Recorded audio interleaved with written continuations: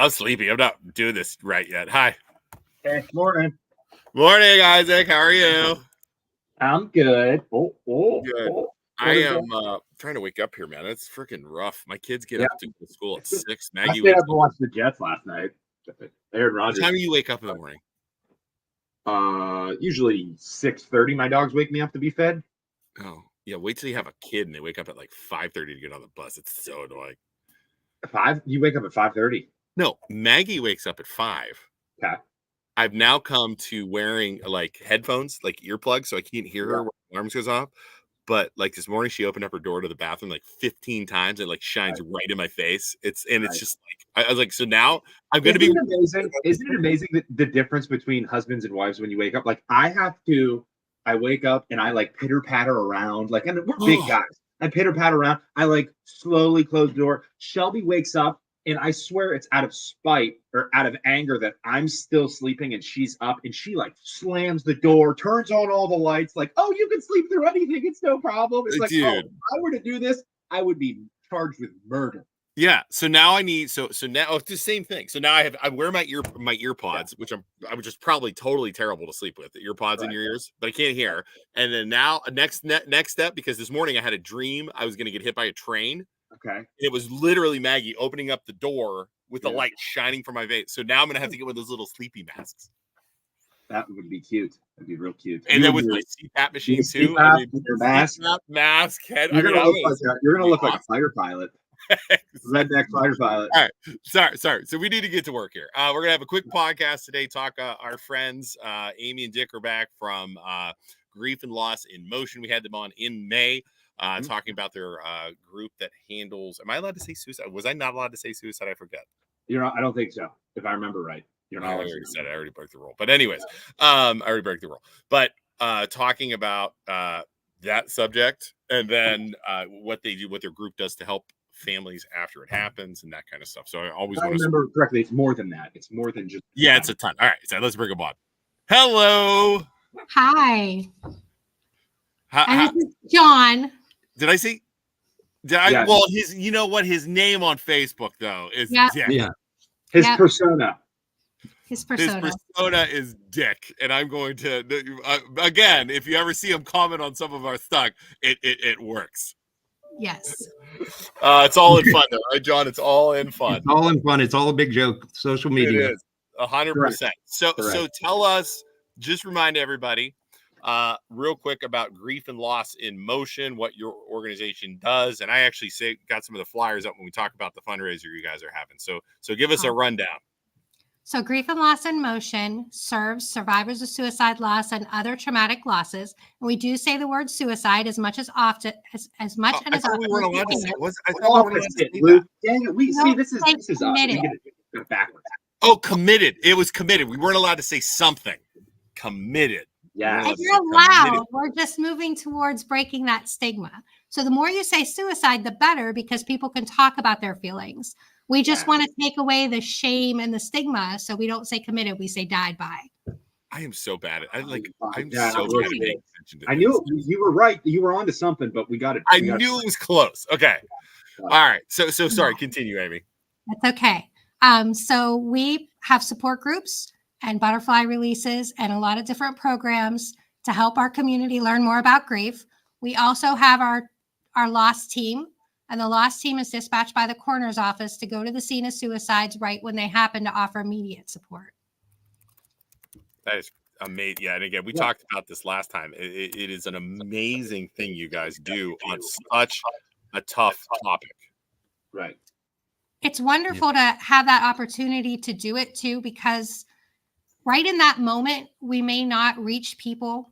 I mean, how much can you hear what someone else is doing? And we're not there to talk when we're there. We're there just to make sure that they know that there's somebody else who's gone through it and been okay. Like we're working through it. You can survive it. Just that little bit of hope, which is just a promise that there's something more to come. It is not, hope is not this big, overwhelming thing that it sounds like it is when we say the word hope. And you two have had this personally affect you, which caused you guys to create this, correct? Yes. Do you want to talk about yours first? No, go ahead. Okay. So I lost my son, Tyler, in 2009 at the age of 16. we knew that How Tyler old? was Oh, 13, how- 13, 16. 16. Good. That's terrible. Okay.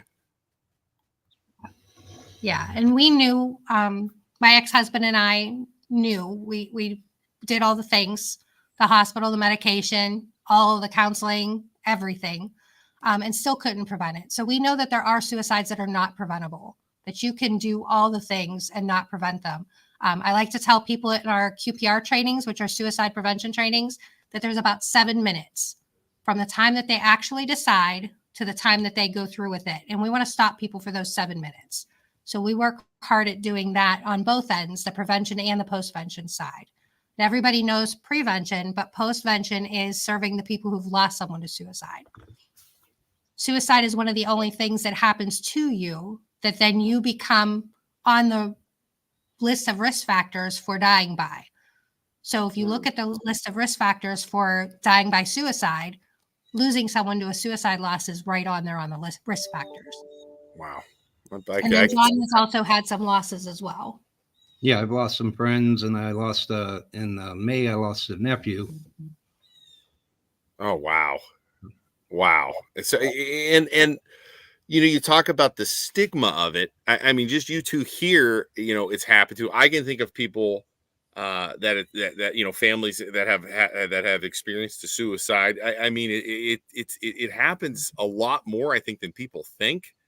And the Yeah, go ahead. importance of, like you said, the importance of having a group where you guys are genuinely listening to people in the community who have had this affected to them. You're genuinely listening, but it's somebody listening who's also had this affect their life. So you're more than just the average listener. You know what I mean? Yeah, Amazing. peer support. Yeah. We know that restorative storytelling is very common in suicide loss. You feel compelled to keep telling the story over and over and over and over again. And at some point, a lot of the people that you're listening to are like, I know you told me. I get it. You told me. But we just need to get it out. So we really need people that just sit and listen and understand that we're going to have to tell that story multiple times before our body can adjust to it. And we can take it. Is it like meetings or how's it work? Yeah. We do support groups. We have a 10-week support group.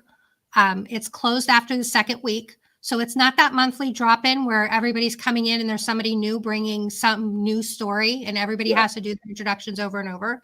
We only do them the first 2 weeks. So that gives you the 10 weeks to really connect with the other survivors and really start to share their person with them. So we each carry each other's loss after that. So you know that your person's not being forgotten, but you're also learning about grief at the same time. We use the book Understanding Your Suicide Grief, the 10 Essential Touchstones for Finding Hope and Healing Your Heart by Alan Wolfelt. And everybody who attends group gets that book and a journal. So they're learning about grief as they go. We're not just sitting around talking about our feelings because you can't get people to come sit in a room and talk about their feelings. Right. But you can get people to come sit and find out that not remembering something and all of it going from someone who doesn't need a list to someone who can't remember anything is part of grief. And that grief bursts, that walking through the store and just all of a sudden you just start crying for no reason.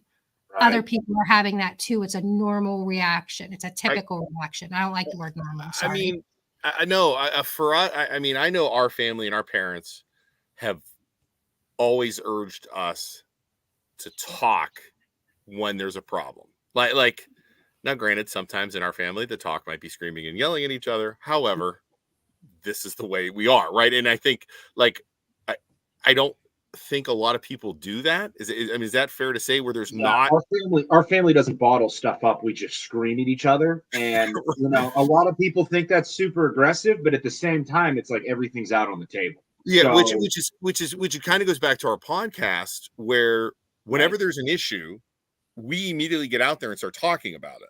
Right. And it's the reactions of some people. They don't like that because they don't want to talk about issues. They don't want to talk about problems. And again, this is totally different than the suicide part of it. But I think it's just the basic thing of just talking about things. People don't like to talk about problems. Is that fair? Yeah, and then on top of that, it's like this is totally different subject where it's Yeah. affect their life personally, and they I mean, I could see how it would be way easier to bottle that grief up and not want to talk about it, and then also feel like I don't want to put this shit on somebody else, you know. So I could totally see how it would be easy to bottle everything up.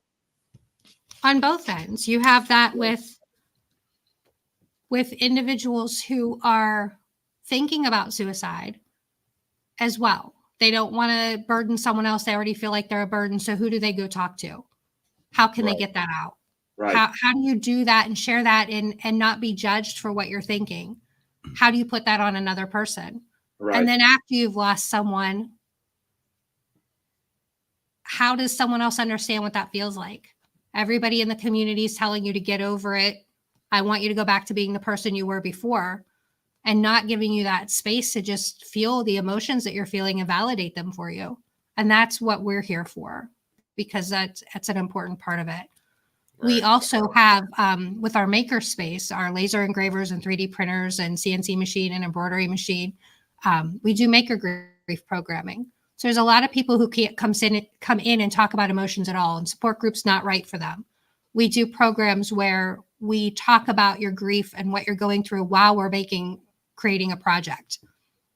So you don't have to sit and look someone else in the eye and talk. You You're doing can, something. yeah, you could be sanding a piece of wood and talking about how everything around you is grating on you, you know, or Right. everything's too overwhelming. So we find different ways for different people to communicate as well. We think part of accessibility isn't just that anyone can come, it's that we can reach you in any way, wherever you are. Right. I mean, that's an amazing thing you guys do. And you are a 501(c), right? So We are. all of your stuff is donated. You raise funds, which is one of the reasons why we're bringing you guys on here. Is your fundraiser coming up, right? Yes. Let's see if I did this right. Awesome. How'd I do? Did I do good? Good job. All right. That looks great. So, okay. So 6 reasons to go on a walk. So this is basically a suicide awareness prevention postvention walk, right? Yes. Tell us about the event. We are hosting it Sunday, September 29th at the Brookfield High School track. So when you get to the Brookfield schools, it's up past the upper lot, up on the track, where our new football stadium is, which I haven't seen yet. So I'm going to have to go check that out. Awesome. That's 614 Bedford Road in Brookfield. We have a 9:30 a.m. registration, and the walk will start at 10 a.m. We will have the ladies auxiliary from the VFW presenting a check from a walk and bike run that they just did. So we'll have a check presentation at the beginning part of our ceremony. We're super excited about that.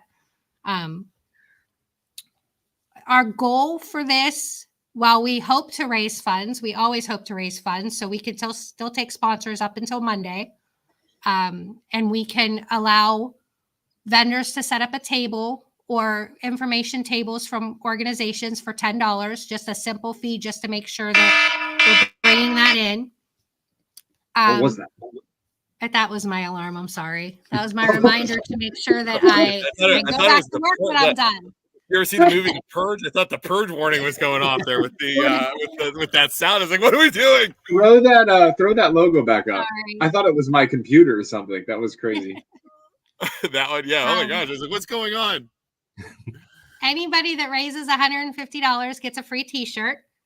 We're not sure we'll have enough t-shirts there, because if you don't register in advance, we won't know you're coming and bringing that money, but we will get that t-shirt to you if we don't have it that day.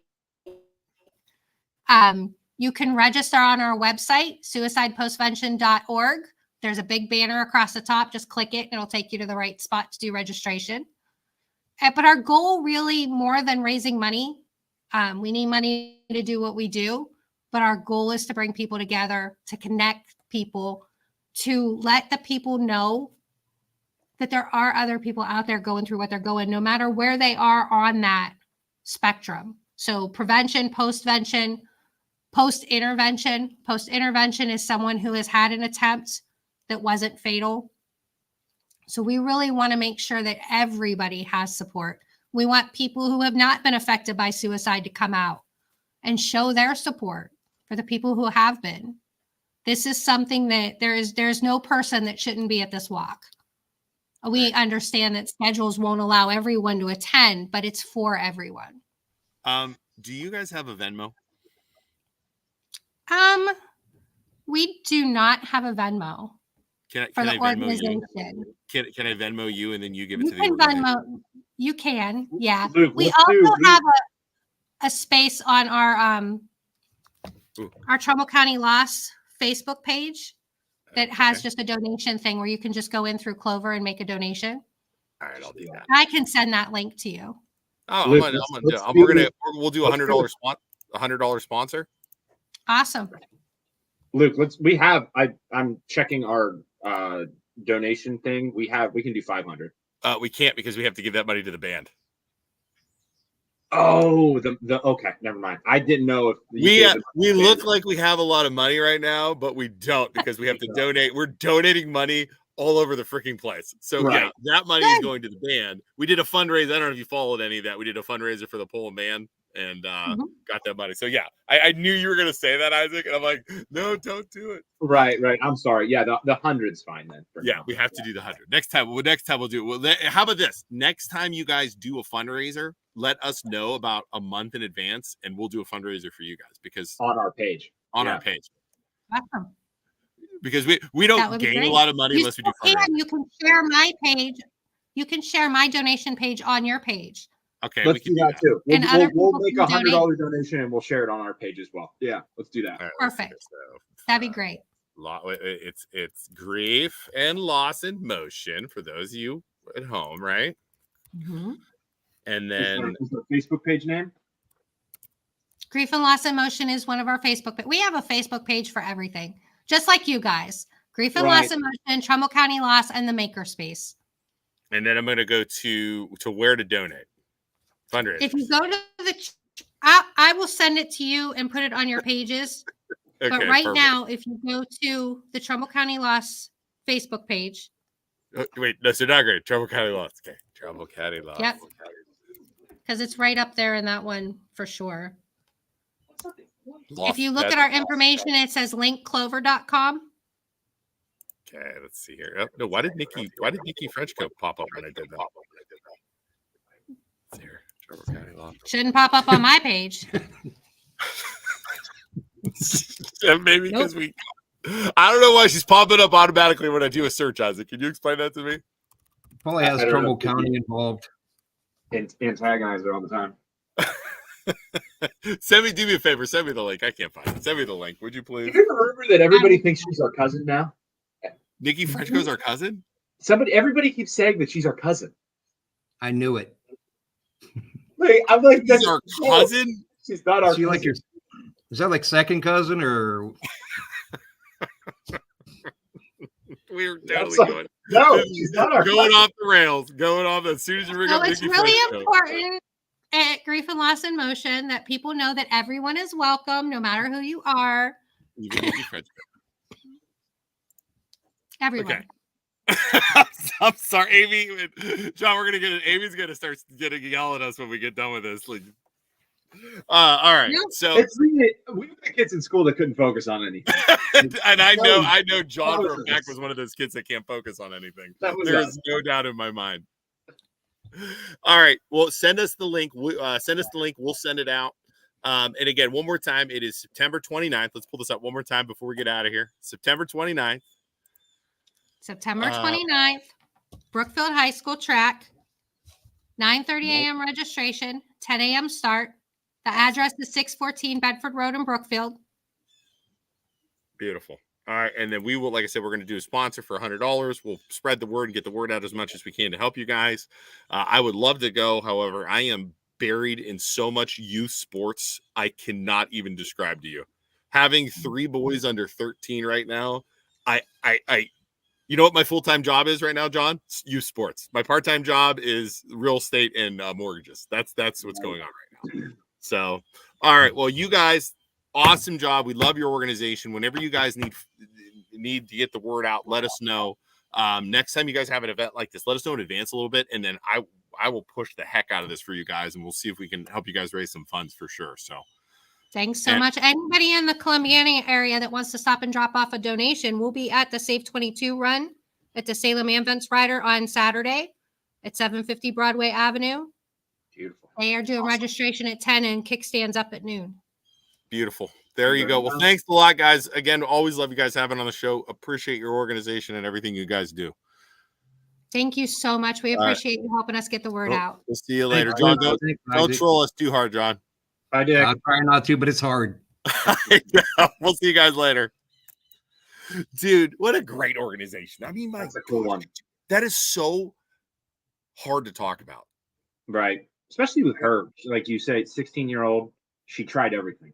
She tried the medicine. She tried the meetings. She tried talking. 3 years older than Lucas. Like, what do you do, man? It's crazy. Like every time. Like that is just something so hard to talk about. Right. I'm going to be releasing a video on the Federal Reserve rate versus the mortgage rate. I made it already because are you tired of people like, oh, I heard they dropped mortgage rates yesterday? Right. And then you have all the loan officers posting about it. So, like, I think it's good. In a nutshell, it means nothing. Like, that's what, like, the rates in anticipation of it came down. Like, they priced in. So, in anticipation of it, the rates came down a little bit. Yep. If you're watching at home and you don't understand what that means, it's okay. All you need to know from a loan officer's perspective, I'm excited because it's the first signal that rates in the future will come down, in my opinion. But we'll see. If inflation at all starts coming back up, they're going to bump that rate right back up. Yeah. But it's an indicator that they are going to try and bring the interest rates down. Exactly. Yeah. The mortgage rates. How did I totally forget it right now. Mortgage rates are basically preemptive of what the Fed's going to do. If everybody's talking that the Fed's going to drop rates, mortgage rates starts coming down. Right. If they think the Fed's going to raise rates, mortgage rates go up. That's simple. I mean, then what was fun was the Fed dropped the interest rate, but they said up front, they hinted that they were going to drop it by a quarter of a point. Drops it by a half. So the mortgage interest rates were like, okay, we're gonna go in this direction because they've hinted we're going in this direction, and then they dropped it half of a point instead. So they dropped this surprise on everybody, and mortgage interest rates were like, whoa, is that too much? Did they drop it too much? Right. Maybe we should be worried about inflation. So then the interest rates started to curl back up because mortgage was like, oh, did they overdo it? Maybe they overdid it. And mortgage interest rates are like the stock market. So yes, you got it. It's crazy. So touchy. Yeah. And it depends on the day. When we wake up 10 a.m. to 5 p.m., we can lock our rates, and it's like the stock market. It's exactly the same stock market. So it's very touchy. If inflation numbers are high, they come in high, odds are the Fed will raise the rates, mortgage rates will go up. Right. If job numbers, inflation look like they're dropping, if inflation looks like they're dropping, right, and the Fed looks like they're going to lower the rates, therefore mortgage rates will drop. And the different rates, the Fed rate and the mortgage rate, are independent of one another and are moving independent of one another. So it's not, Fed drops their rate, mortgage drops their rate. They're independent of each other, and they kind of like move similarly, but in their own way. You got it. Yep. I know that's confusing to the average person, but that's how it works. I'm going to post my video, and I was rambling for about 10 minutes. So it's a classic Luke Schuster trying to explain something. Right. So yeah. All right, babe. Watching mom and dad's stupid dog, Babe. Oh, look how good my dog is. Link, come here, buddy. Link. Come here, Link. Come here, Link. Link. Hey, Link. All right. Okay, go back. What are you doing today? You exercising? I'm going to go work out, and I got showings tonight, and, just constantly working. Awesome. All right, everybody, thanks for watching us. I think we have a podcast next week. So. Bye, everybody. Call us. We're loan officers. Real estate agents will help you. See ya. Yeah. Bye.